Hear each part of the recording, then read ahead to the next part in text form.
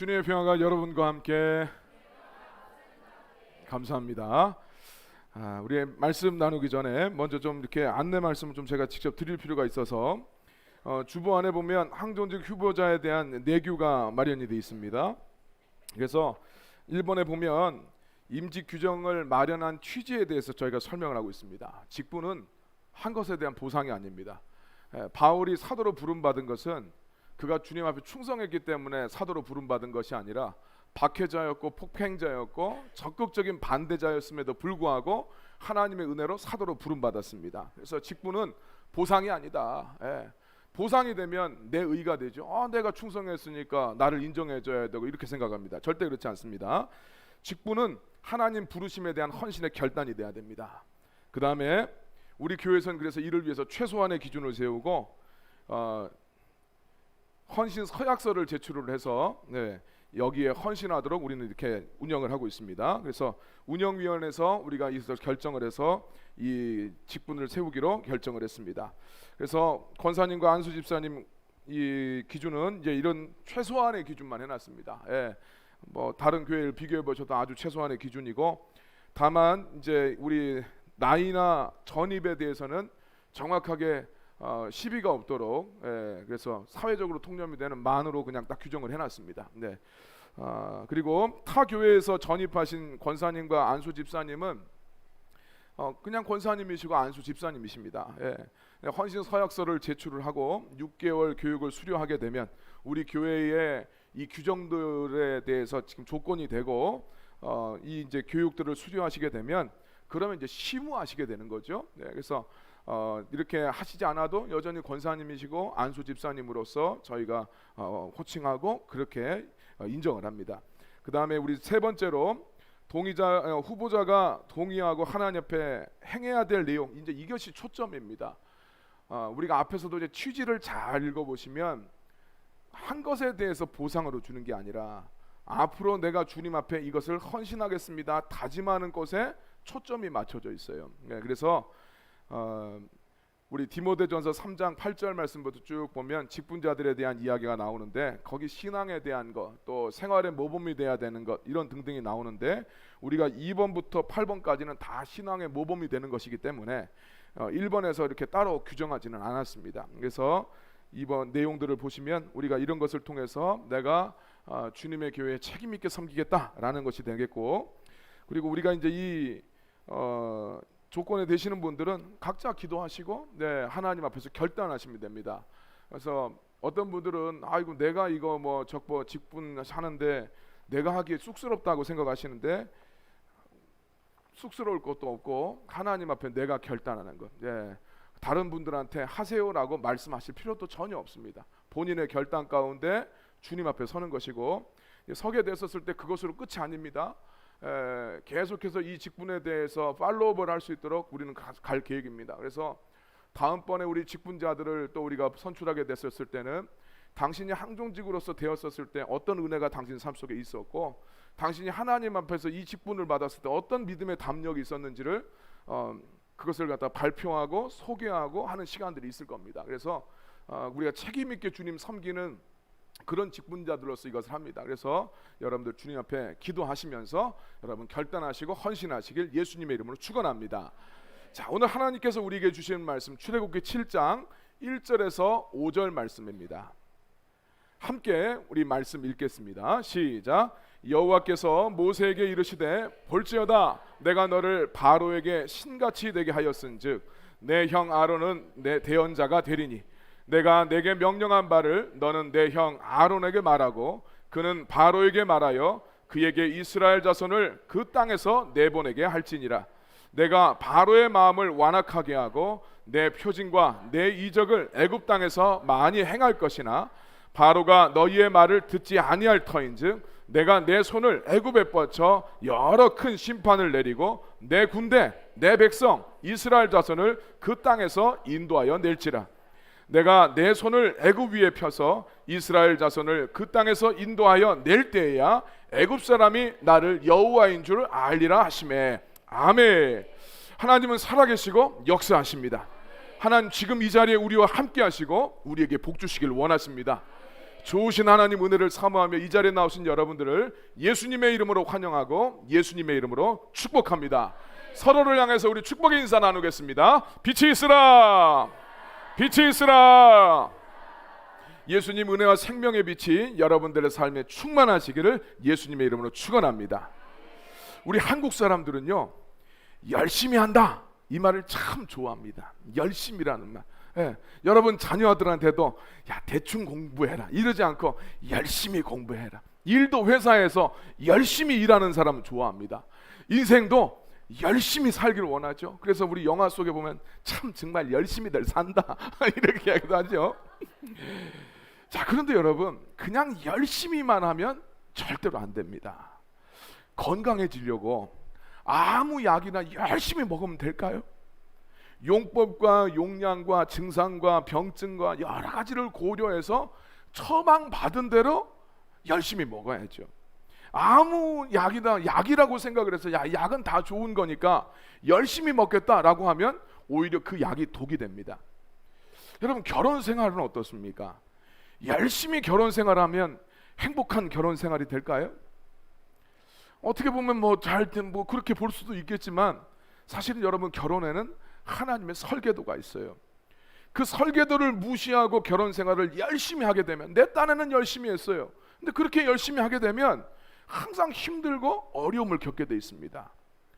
그런데 이 결혼 생활에 대해서도 많은 예수 믿는 사람들도 하나님이 결혼 제도를 만들었고 기독교 성경 안에는 결혼에 대한 이야기, 하나님과의 이 관계에 대한 이야기가 굉장히 많이 나오는데도 적극적으로 이것을 내가 배워야 된다라고 생각을 하지 않습니다.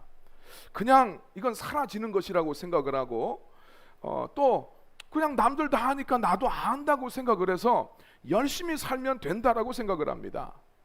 그런데 어떤 분들은 이런 한탄을 하죠. 난 한다고 열심히 결혼 생활했는데 왜 내 결혼 생활이 이렇게 힘들지? 왜 내 결혼 생활이 이렇게 고통스럽지? 이렇게 생각을 합니다. 내가 이렇게 신경 쓰고 양보하고 내가 이렇게 노력하는데 왜 도대체 행복해지지 않느냐고 사람들이 생각을 합니다. 여러분 그거는 설계도를 무시해서 그래요. 열심히 한다고 하는 것이 아니라 설계도에 따라서 우리는 열심히 해야 됩니다. 많은 성도들은 교회에서 직분도 열심히 하기만 하면 된다고 생각을 합니다. 근데 여러분 열심히만 하면 문제가 생겨요. 원리를 모르고 목적을 모르고 방법을 모르는데 열심히만 하면 반드시 문제가 생깁니다. 여러분 오늘 우리 본문은 하나님이 모세에게 소명을 주어서 이집트에서 자기 백성을 구원하라고 보내시는 장면이에요. 모세가 제가 말이 좀 어두납니다 이렇게 이야기를 하니까 하나님은 야 말 잘하는 네 형 아론을 너한테 붙여주겠다 이렇게 말씀을 하세요. 근데 여러분 오늘 본문 말씀을 보면 분명히 하나님은 모세에게 사역을 맡기시고 그러면서 네가 말을 못한다고 그러니까 말 잘하는 형 아론도 붙여주면서도 하나님 뭐라고 이야기하냐면 야 그런데 파라오가 네 말을 안 들을 거야 이렇게 이야기하는 거예요. 자 우리 출애굽기 7장 4절 말씀이죠. 보내면서 이야기하는 거예요. 바로가 너희의 말을 듣지 아니할 것이다. 아니 모세를 보내는 이유는 파라오가 말 듣고 모세 말 듣고 이거 백성들 보내라고 지금 이 모세 보내는 거고 말을 못한다고 그러니까 말 잘하는 형 아론 붙여서 야 이 소통하는데 문제 없도록 아론까지 붙였는데 하나님 하시는 말씀은 파라오가 니들 말은 안 들을 거야. 그러면서 이야기하죠. 내가 내 손을 애굽에 뻗쳐서 큰 심판을 내리고 내 군대 내 백성 이스라엘 자손을 그 땅에서 인도하여 낼 것이다. 그러니까 모세를 보내고 말 잘하는 사람 붙여줬는데 보내시면서도 네 말은 안 들을 거야. 내가 내 손을 뻗쳐서 내 능력을 펼쳐 보여줘야 파라오가 그때서야 말을 들을 거다. 이렇게 말씀하고 있어요. 여러분 그럼 하나님 직접 하시면 되잖아요. 직접 하시면 되잖아요. 그럼 뭐 이렇게 복잡하게 안 간다는 모세를 갖다가 막 찾아가서 막 뱀 만들고 손 집어넣었다 뺐다 막 문둥병 됐다 안 됐다 뭐 이렇게 복잡하게 하냐는 거예요. 직접 하시면 되지. 오늘 말씀을 통해서 우리 직분자들이 자기에게 직분을 주시는 하나님의 뜻을 깨닫는 시간이 되길 바랍니다. 우리 로마서 10장의 말씀에 보면 바울은 그런 이야기하죠. 유대인들이 왜 구원받지 못하냐, 왜 예수님을 영접하고 하나님의 뜻을 몰랐나? 그들의 삶에 대해서 로마서 10장 2절에서 이야기합니다. 그들이 하나님께 열심은 있었어요. 열심히 했어요. 그런데 올바른 지식을 따르지 않았기 때문이다 라고 이야기하고, 신앙생활 열심히만 하면 되는 줄 아는데 그게 아니라 올바른 지식에 따라서 살지 않으니까 예수님도 만나지 못하고 결국은 하나님 앞에 버림받는 인생이 된다고 이야기합니다. 오늘 말씀 통해서 직분자들에게 열심을 품되 그 이전에 합당한 직분이 뭔지, 직분의 목적이 뭔지, 어떻게 섬기는 것이 바른 섬김인지, 오늘 지식을 통해서, 이 올바른 지식을 통해서 하나님을 향한 열심이 내 신앙생활에도 유익이 되고 교회에도 유익으로 이어지기를 예수님의 이름으로 축원합니다. 여러분, 일반적으로 우리 하나님께서 일하시는 방법은 사람입니다. 하나님은 언제나 사람을 통해서 일하십니다. 하나님이 사람을 창조하신 이유도 하나님의 일을 대행하게 하기 위해서, 하나님의 일을 대행하게 하기 위해서 사람을 창조하셨습니다. 창세기 1장 28절입니다. 같이 읽겠습니다. 하나님이 그들에게 복을 주시며 하나님이 그들에게 이르시되 생육하고 번성하여 땅에 충만해라. 땅을 정복하라. 바다의 물고기와 하늘의 새와 땅에 움직이는 모든 생물을 다스리라 하니라. 아멘. 생육, 번성, 충만, 다스리고 정복해라. 이 두 가지, 많이 하나님의 씨앗을 담고 이 땅을 하나님의 이 뜻대로 통치하고 하나님의 나라를 세워라라는 이야기입니다. 이것이 하나님이 주신, 사람을 만드신 하나님의 주신 하나님의 목적이었고, 인간에게는 하나님이 주신 사명이 이거예요. 그래서 하나님께서는 에덴 동산도 만드시고, 그리고 그것을 사람한테 맡기세요. 땅을 사람한테 맡깁니다. 그리고 동산 안의 모든 피조물들의 이름을 짓도록 만들어요. 이름을 짓는다는 것은 창조하는 하나님 사역에 동참시키는 거예요. 예. 이름을 짓는다. 우리 성경에서 이름 바뀌는 사람 이야기 많이 나오잖아요. 이 성경에서 이름은 그 대상, 그 존재에 대한 규정이에요. 예.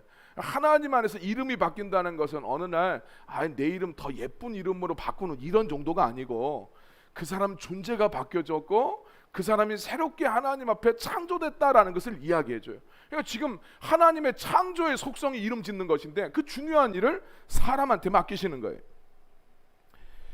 하나님께서 하나님의 형상을 따라서 사람을 존귀하게 창조하신 이유는 사람을 하나님의 대행자로 삼아서 하나님의 일을 함께 하기 위해서였습니다.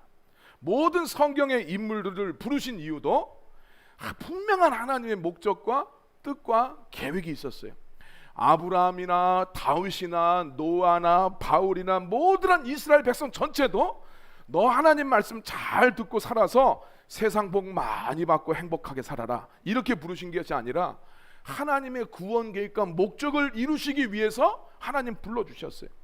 우리가 성경을 모르면 다윗이 이렇게 저렇게 잘 살아서 용기가 있어서 인생 행복해졌구나, 전부 도덕적으로 봐요. 그런데 다윗과 아브라함과 노아와 모든 성경의 인물들은 예수 그리스도의 구속사에 다 연결되어 있어요. 그러지 않으면 거기에 이름이 올라갈 이유가 하나도 없어요.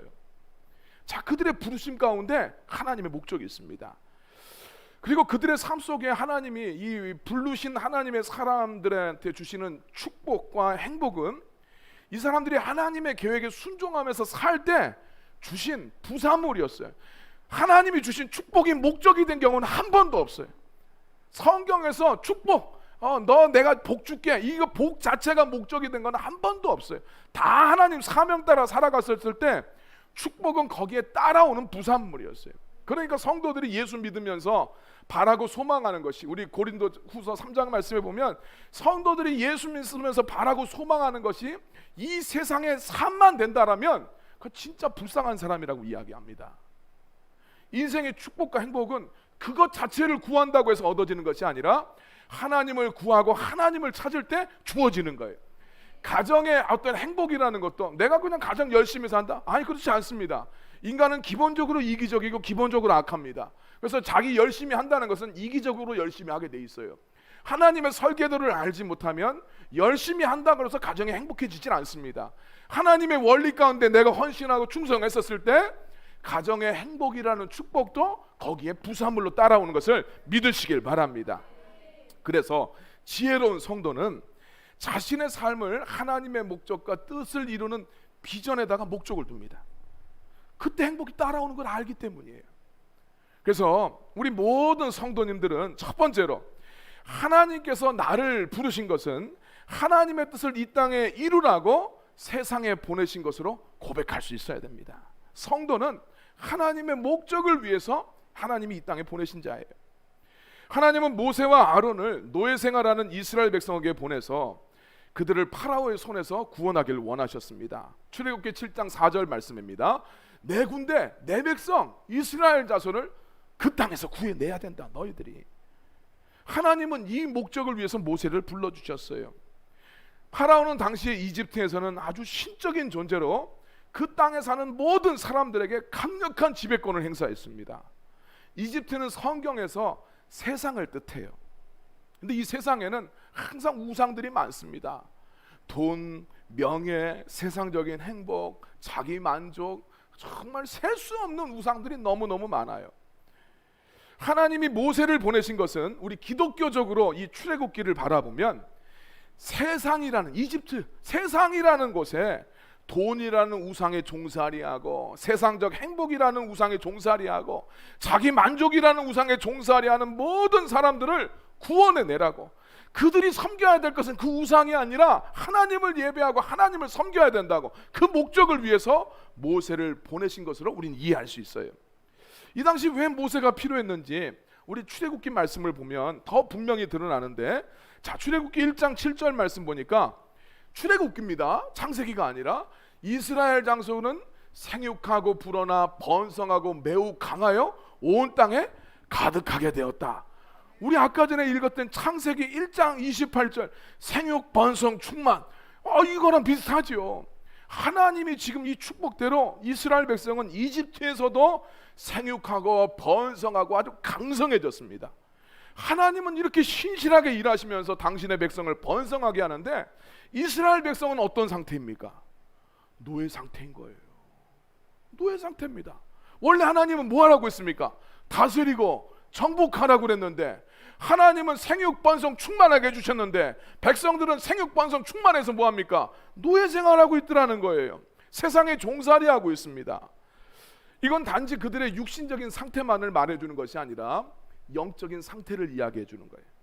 이 말은 이스라엘 백성들이 인생에서 정말 중요한 것이 무엇인지를 알지 못하고 저마다 자기 우상에 매여서 종살이하고 있었다라는 것을 보여주는 이야기예요. 하나님은 이처럼 무엇이 중요한지 깨닫지 못하는 백성들, 그들을 일깨워서 그들로 하여금 하나님을 섬기고 예배하는 백성으로 만들어서 그들의 삶 속에 복을 주시기 위해서 모세를 그들의 삶 속에 보내셨습니다. 원래 이스라엘 백성이 이집트에서 살게 된 것은 야곱과 그의 아들들이 심한 기근을 피해서 잠시 그 기근을 피하려고 왔었어요. 이집트에 머무는 것이 목적이 아니라 임시 방편이었다는 거예요. 근데 이집트에서 이스라엘 백성들이 좋은 땅을 받게 되니까 그냥 그 땅에 쭉 눌러 삽니다. 여기가 좋사오니 하면서 하나님을 섬겨야 될 그 땅에 살다 보니까 하나님 섬겨야 될 사람들이 하나님 안 섬기고 파라오 섬기는 백성이 돼버렸다고 이야기합니다. 이것은 하나님은 인간을 하나님의 대행자가 되어서 세상을 다스리고 정복해서 하나님 나라를 만들라고 창조하셨는데, 하나님 백성들이 먹고 사는 그 문제에만 매달려서 저마다 자기 우상을 섬기고 거기에 종살이하게 되었다라는 것을 이 출애굽기 말씀은 상징적으로 보여줘요. 그래서 하나님은 하나님의 백성들이 원래의 목적대로 하나님의 뜻을 위해서 사는 인생이 되게 하시기 위해서 모세를 보내셨어요. 모세가 받은 직분의 의미는 바로 여기 있어요. 그리고 모세를 통해서 구원받은 백성에게도 하나님은 이 사명을 똑같이 줍니다. 너희도 온 세상에 하나님께 돌아와서 하나님의 뜻에 살아가도록 그들을 구원하는 제사장 나라가 되어야 된다. 이게 하나님이 구원하신 백성들에게 주신 목적이었습니다. 자, 출애굽기 19장 5절 6절 말씀입니다. 읽겠습니다. 시작. 세계가 다 내게 속하였나니 너희가 내 말을 잘 듣고 내 언약을 지키면 너희는 모든 민족 중에서 내 소유가 되겠고 너희가 내게 대하여 제사장 나라가 되며 거룩한 백성이 되리라. 너는 이 말을 이스라엘 자손에게 전할지니라. 아멘. 하나님께서 이스라엘 백성을 구원하신 목적이 이겁니다. 하나님의 뜻과 목적을 위해서 제사장으로 이 땅에 살아가라. 제사장으로 살아가라. 그런 목적으로 이스라엘 백성 구원해 주셨어요. 그래서 여러분 성경을 보면 구원받은 자는 구원하는 자로 살아가야 돼요. 하나님은 구원받은 모든 백성에게 너희는 세상을 구원하는 나의 뜻과 내 목적을 위한 제사장, 거룩한 백성이 되라, 이렇게 말씀하셨어요. 여러분, 성경에서 거룩한이라는 형용사는요, 하나님께 속한 것만 거룩한 겁니다. 우리가 어떤 사람 거룩해 보인다, 막 심각하고 막 이런 게 거룩한 게 아니고, 거룩이라는 것은요, 하나님께 속해진 것만 거룩한 거예요. 시간도 똑같은 평상 시간인데 하나님 앞에 예배드리는 시간 거룩한 시간, 공간도 똑같은 공간인데 하나님 예배하는 공간, 그 구별된 공간을 거룩하다. 사람도 똑같은 사람인데 하나님 앞에 바쳐진 사람은 거룩한 제사장. 거룩한 제사장은 형용사, 이 그냥 축복해 주는 이야기가 아니라 너 인생 하나님 앞에 바쳐줬어, 하나님이 쓰시는 도구야, 이게 거룩하다는 걸 이야기해 줘요. 심각한 거 이게 아니에요. 네. 하나님의 일을 하고 있느냐, 주님의 목적 가운데 네 삶을 바라보고 있느냐, 이게 거룩입니다. 그래서 여러분이 예수님을 믿게 된 것은 하나님 나라를 위한 하나님의 구체적인 목적이 있다는 것을 기억하시고, 여러분의 모든 일상, 여러분의 가정도, 여러분의 일터도, 여러분의 삶을 하나님의 목적, 하나님의 뜻 가운데서 바라보시기를 예수님의 이름으로 축원합니다. 여러분, 그 가운데 바라봐야 하나님이 여러분 집도 복 주시고 여러분 일터도 복 주십니다. 자, 그래서 우리가 우리의 일터나 일상이나 모든 가정이나 모든 것을 하나님이 일하시길 원하시는, 하나님이 일하시는 일터로 봐야 되고, 우리는 그 가운데서 하나님을 대신해서 하나님의 대행자로 살아갈 필요가 있습니다. 그래서 두 번째, 모든 직분자들은 하나님의 대행자로서 자기 스스로를 인식할 수 있어야 돼요. 여러분, 직분자는 하나님의 대행자가 되는 것이지 사람의 대변인이 되려고 하면 안 됩니다. 여기 사람은 주변에 있는 사람뿐만 아니라 자기 자신도 마찬가지예요. 나는 내 뜻을 대변하기 위해 사는 인생이 아니라 하나님의 직분 받은 사람들은 하나님의 대행자입니다. 고린도전서 7장 22절에서 23절 말씀 함께 읽겠습니다. 시작. 주 안에서 부르심을 받은 자는 종이라도 주께 속한 자유인이요, 또 그와 같이 자유인으로 있을 때에 부르심을 받은 자는 그리스도의 종이니라. 너희는 값으로 사신 것이니 사람들의 종이 되지 말라. 아멘. 자, 교회는 살아계신 하나님의 집이고 하나님 나라의 모형이에요. 당연히 하나님이 주인 되시는 곳이 교회입니다. 그래서 교회 안에 있는 성도들도 어떻게 생각해야 되느냐, 사람의 종이 아니라 하나님의 종으로 자기를 인식해야 돼요. 그래서 교회에서 하나님 섬기는 사람들, 자기를 하나님의 대행자로 인식을 해야 되지 사람들의 종으로 생각을 하면 주님이 이거 절대 기뻐하지 않습니다. 역사상의, 인류의 역사상에 수많은 정치 제도들이 있었지요. 역사상 보면 왕정, 귀족정, 독재정, 여러 가지 형태가 있습니다. 그러나 이 많은 정치 제도 중에서 민주주의는 참 시끄러워요. 네, 참 시끄럽지만 그래도 가장 현실적으로 나은 정치 제도라고, 정치 원리라고 볼 수 있어요. 가장 좋은 것은 아주 현명하고 사랑 많고 완벽한 사람이 독재하는 거, 이게 사실은 제일 좋아요. 네. 아주 완벽하고 현명하고 사랑 많고 공의로운 사람이 하면 됩니다. 근데 그런 사람이 없다는 게 문제죠.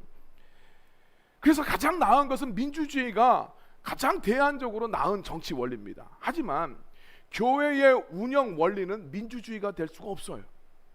왜냐하면 교회를 움직이는 원리는 신주주의가 돼야 됩니다. 민주주의는 백성이 주인이란 뜻이에요.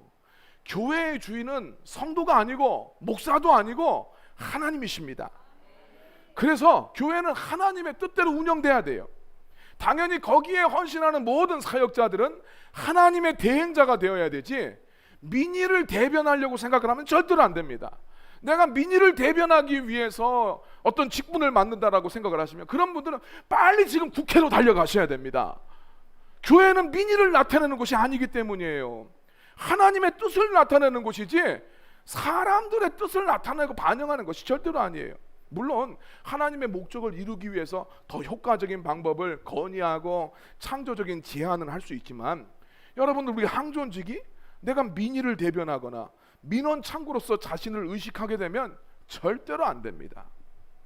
아버님 목회하실 때 한 장로님이 참 좋으신 장로님이 있었어요. 집사 시절에도 참 성품이 좋고 굉장히 헌신하셨고 교회를 사랑하신 분이었습니다. 근데 이 장로님이 되고 나서 저는 이제 몰랐지요. 예, 저도 잘 알고 있는 분이고, 한참 시간이 지나고 나서 이제 이 이야기를 부모님 통해서 듣게 됐어요. 장로님이 되고 나서 그렇게 목회자를 힘들게 만들었다는 거예요. 수년이 지나고 어떤 사건이 있은 후에 이 장로님이 이제 목사님, 사모님 찾아간 거죠. 목사님 죄송합니다. 사모님 정말 죄송합니다. 물어본 거예요. 도대체 왜 그때 그랬습니까?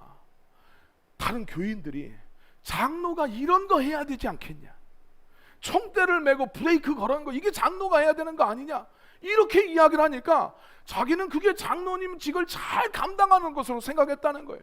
근데 그 결과는 뭡니까? 자기 신앙 망가지는 거고 교회 힘들어지는 거예요. 펑펑 그 자리에서 우시더래요.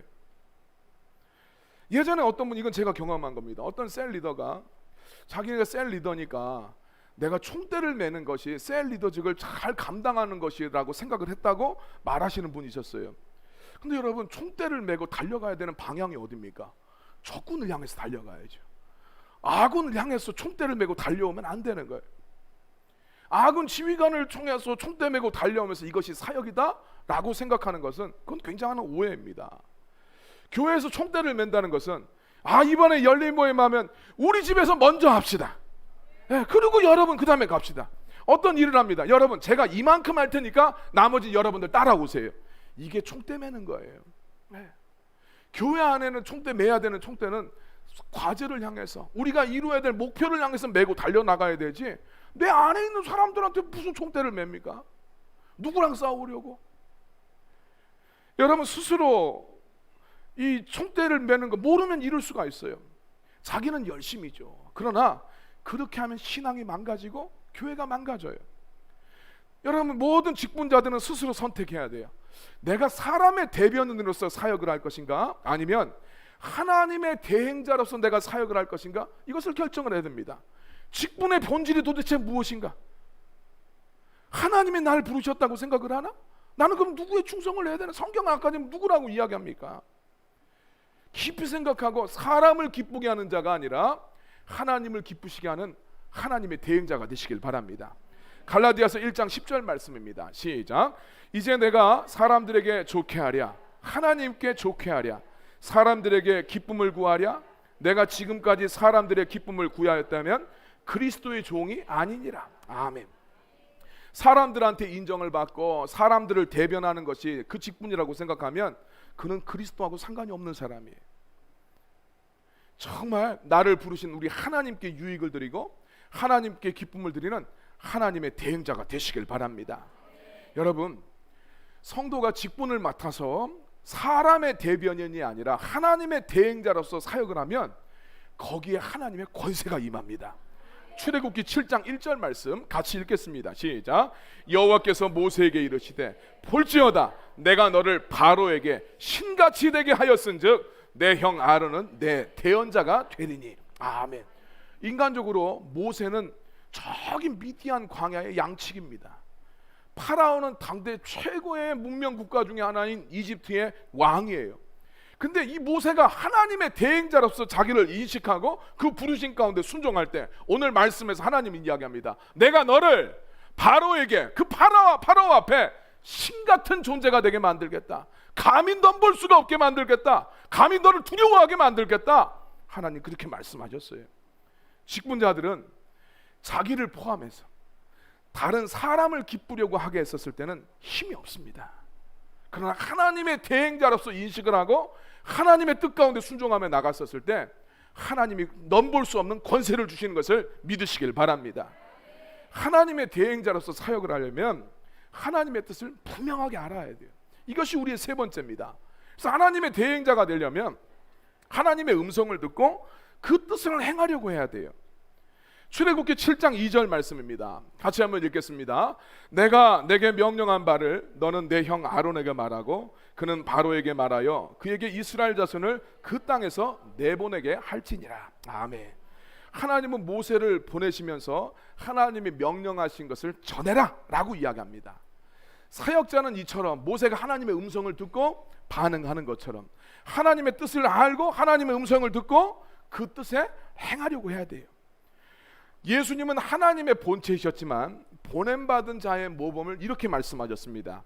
요한복음 5장 30절 말씀입니다. 읽겠습니다. 내가 아무것도 스스로 할 수 없노라. 듣는 대로 심판하노니 나는 나의 뜻대로 하려 하지 않고 나를 보내신 이의 뜻대로 하려 함으로 내 심판은 의로우니라. 아멘. 예수님 이야기합니다. 이 땅에서 오셔서 사역하실 동안에는 예수님은 철저한 종으로서 섬기셨어요.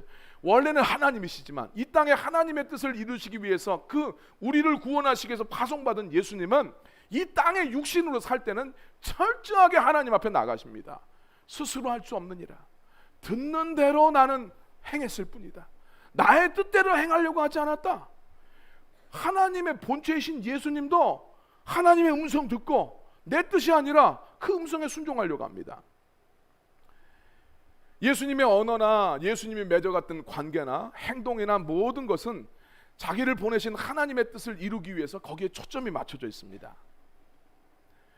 로마서 1장 1절 말씀 우리 함께 설교를 나누면서 몇 주 전에 말씀을 전했는데 바울은 예수님의 보혈로 구원받은 사람은 당연히 예수님의 보혈로 값으로 산 것이 되었기 때문에 자동적으로 내가 예수를 주로 고백한다는 것은 예수님의 종이 된다는 것을 이야기를 했었어요.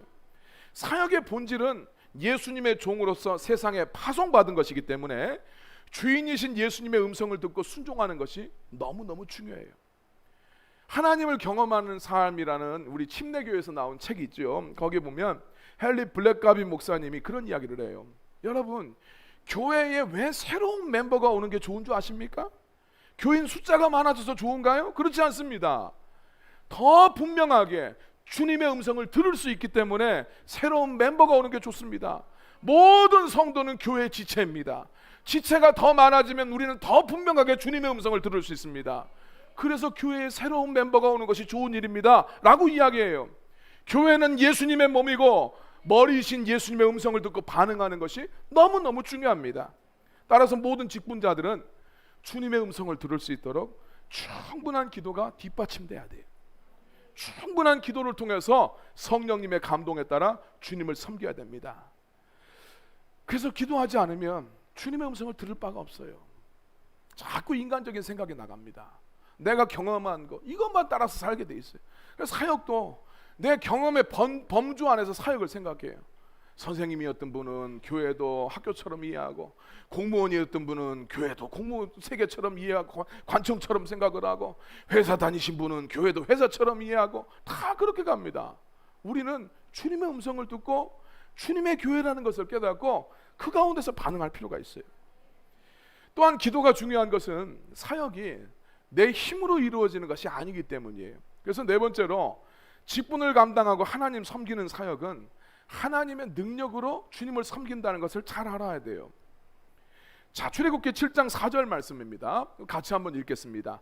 바로가 너희 말을 듣지 아니할 터인즉 내가 내 손을 애굽에 뻗쳐 여러 큰 심판을 내리고 내 군대 내 백성 이스라엘 자손을 그 땅에서 인도하여 낼지라. 아멘.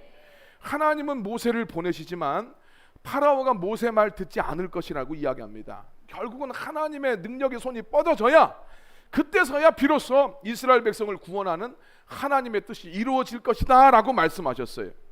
자, 하나님의 뜻을 이루는 이 사역에 모세를 하나님이 사용해요. 근데 하나님이 역사하시지 않으면 모세는 하나님의 뜻을 이룰 수가 없습니다. 이 중요해요. 하나님의 뜻을 이루는데 하나님 모세를 사용해. 그런데 하나님이 그 가운데 역사하지 않으면 아무리 모세가 열심히 하고 최선을 다해도 역사가 안 나타나요. 선교 신학에서 중요한 이야기가 있습니다. 미시오데이 신학이라는 말이 있어요. 미시오데이. 미션이라는 뜻이에요. 선교. 데이는 하나님을 이야기합니다. 선교의 주체는 하나님이시라는 이야기예요. 사역의 주체는 사람이 아니라 하나님이에요. 하나님이 모세를 보내지만 사역의 주체는 모세가 아니라 하나님이시라는 거예요. 오늘 우리도 마찬가지예요. 우리가 감당하고 있는 사역의 주체는 누구십니까? 하나님이신 거예요. 그리고 우리는 그 하나님 일에 동참하도록 부름받은 거예요. 자, 예수님도 그렇게 말씀하셨어요. 요한복음 5장 19절 말씀입니다. 같이 읽겠습니다.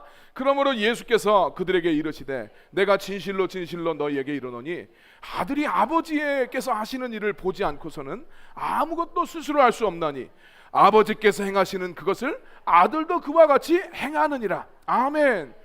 이 일을 누가 먼저 하고 계셨습니까? 하나님 아버지가 하고 있어요. 하고 계시니까 아들이 보는 거 아니겠어요?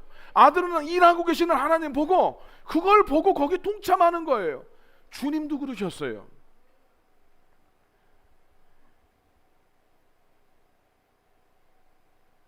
사역의 주체는 하나님이신데 우리를 거기 동참시켜 주는 거죠. 그래서 직분자는 주님의 일을 할 때 하나님 명령 받고 나가서 하나님 제가 열심히 해서 제가 아주 성과로 하나님 앞에 나타내 보여드리겠습니다. 이런 태도로 주님 앞에 나가면 절대로 안 됩니다. 주체는 하나님이세요. 네, 하나님 제가 보여드릴게요. 한번 보세요. 이거 절대로 아닙니다. 하나님이 원하시는 것은 사랑의 관계입니다. 따라합시다. 하나님이 원하시는 것은 사랑의 관계다. 다시 한번 합시다. 하나님이 원하시는 것은 사랑의 관계다. 하나님 아버지께서 일하고 계시니까 아버지 저도 해봐도 되나요? 이게 원하는 자세예요. 엄마들이 주방에서 일을 합니다. 아이들이 엄마 나도 한번 해보고 싶어 할 때 일에 전혀 도움은 안 되지만 그 관계 가운데 동참시켜 줍니다. 오늘 말씀을 여러분 꼭 기억하세요. 하나님이 우리를 쓰긴 쓰는데 내 능력 보고 쓰시는 게 아닙니다. 아무리 모세가 자기 능력을 자랑해도 애굽에서 뭐 왕궁의 무슨 제왕 교육을 받고 40년의 광야가 어쩌고 믿음이 어쩌고 뭐 다 해도 말을 못했는데 형 아론의 말빨이 있어도 하나님의 능력이 없으면 파라오가 말을 안 듣는데요. 이 말은 인간이 열심을 아무리 내도 아무리 유능해도 하나님이 함께 하시지 않으면 어떤 열매도 맺을 수 없다는 이야기예요. 사역의 주체는 하나님이십니다. 직분자들이 집중해야 될 것은 일이 아니라 하나님이에요. 사역만 하는 사람들, 사역만 집중하는 사람들은 전라도 사투리로 그런 사람들을 모질이라고 해요. 사역만 집중하는 사람 모질이에요. 모질이. 사역만큼 기도가 뒷받침되어야 되고 내 열심보다 중요한 게 하나님 은혜 받는 거예요. 은혜 안 받는 사람들 사역 가지고 죄지어요. 내 열심보다 은혜 받는 거 훨씬 중요한 거예요. 사역만 하고 간다? 불쌍한 사람이에요. 하나님께 열심을 내도 지식이 잘못되면 하나님의 의를 몰라서 할 거 다 하고 유대인은 버림받는다고 이야기하잖아요. 이런 사역의 원리를 깨닫고 주님께서 부르신 직분에 충성할 때 자신이나 뿐만 아니라 자기가 섬기는 교회에도 이게 유익이 됩니다. 다섯 번째, 그래서 직분을 잘 감당하면 믿음의 담력을 얻고 교회가 부흥하게 돼 있어요. 디모데전서 3장 13절 말씀입니다. 같이 읽겠습니다. 집사의 직분을 잘한 자들은 아름다운 지위와 그리스도 예수 안에 있는 믿음의 큰 담력을 얻느니라. 아멘. 직분을 잘 감당한 사람들은 아름다운 지위를 얻는데 이 아름다운 지위는 하나님께서 보시기에 아름다운 지위예요. 다시 말해서 천국의 상급을 얻습니다. 또한 믿음의 담력을 얻는다고 이야기하는데 이 담력은 강한 확신이에요. 하나님 보고 충성하니까 하나님께서 상 주심을 믿고 하나님이 내 삶 속에 함께 하심을 경험하니까 믿음의 담대함이 생기는 거예요. 여러분, 주님의 일을 감당을 하면 믿음이 성장해야 되는 거 아니겠어요? 근데 어떤 분들은 직분을 감당하다가 시험에 드는 분들이 있어요. 우리 그런 이야기 많이 들었잖아요. 흔히 교회에 재정 집사하다가 시험 들었다는 이야기, 교회의 중직자들이 돼서 시험 들었다는 이야기. 어딘가 문제가 있는 거예요. 직분에 지금. 초대교회 안에 집사를 뽑게 된 이유는 교회 안에 구제 사역을 위해서였습니다. 음식을 잘 배분하는 일들, 이것이 유대인들 과부들뿐만 아니라 헬라파 유대인들 과부들한테도 잘 음식이 배분되게 하기 위해서 이 집사를 뽑았어요. 집사님들은 웨이터들이에요. 웨이터들. 음식을 잘 배분하는 것. 네. 자, 사도행전 6장 3, 4절 말씀 같이 읽겠습니다. 형제들아, 너희 가운데서 성령과 지혜가 충만하여 칭찬받는 사람 7을 택하라. 우리가 이 일을 그들에게 맡기고 우리는 오로지 기도하는 일과 말씀 사역에 힘쓰리라 하니. 아멘. 사도들이 기도하고 말씀 전하는 사역에 집중하려고 성령과 지혜가 충만한 7명의 집사를 뽑았고 그들이 교회의 사역을 잘 감당해 주게 되었어요. 그랬더니 여러분 어떤 변화가 일어나는 줄 아십니까? 사도행전 6장 7절 말씀입니다. 시작. 하나님의 말씀이 점점 왕성하여 예루살렘에 있는 제자의 수가 더 심히 많아지고 허다한 제사장의 무리도 이 도에 복종하느니라. 아멘. 교회의 직분자들이 세워져서 자기들의 사역을 잘 감당했더니, 지금까지 이야기했던 이 원리에 따라 감당을 했더니 하나님이 그들의 삶의 축복을 해주셔서 개인적으로는 천국의 상급을 얻게 될 뿐만 아니라 내 믿음의 강한 확신을 가지고 그들의 믿음이 담대하게 되었을 뿐만 아니라 교회적으로는 어떤가? 예루살렘에 있는 이 교회의 성도들의 제자의 수가 더 힘이 많아지고, 예. 세 가로 지르면 지금 부사 3개 아니 더 힘이 많아졌다. 예. 커다란 제사장들도 복음에 복종하는 일이 어떻게 일어나느냐? 정말 직분자들이 하나님 부르심에 따라서 그 직분을 잘 감당했었을 때 이 역사가 일어나요. 우리 교회 항전직들을 통해서 이런 역사가 일어나길 예수님의 이름으로 축원합니다. 여러분, 그리고 이런 사역, 직분의 목적이 무엇이라고 생각합니까? 사람이 칭찬받고 사람이 나타나는 것이 아니라 하나님이 나타나고 하나님이 드러나셔야 돼요. 사역의 목적은 하나님이 드러나는 것이다. 6번째입니다. 우리의 사역을 통해서 하나님이 드러나야 돼요. 하나님이 높임받고 하나님이 찬양받고 하나님을 알게 되는 일이 벌어져야 됩니다. 모든 직분자들은 이 한 가지 목적 안에서 사역을 해야 돼요. 출애굽기 7장 5절 말씀입니다. 같이 읽겠습니다. 시작. 내가 내 손을 애굽 위에 펴서 이스라엘 자손을 그 땅에서 인도하여 낼 때에야 애굽 사람이 나를 여호와인 줄 알리라 하시매. 아멘. 참, 모세를 하나님 보내셨어요. 근데 네가 뭐 말을 하고 뭐 어쩌면 다 해도 안 되는데 하나님의 능력의 손을 펴서 하나님의 목적이 이루어졌을 때 이 사역이 이루어지는 걸 통해서 애굽 사람들이 하나님을 알게 된다. 이스라엘 백성들도 하나님을 알게 됩니다.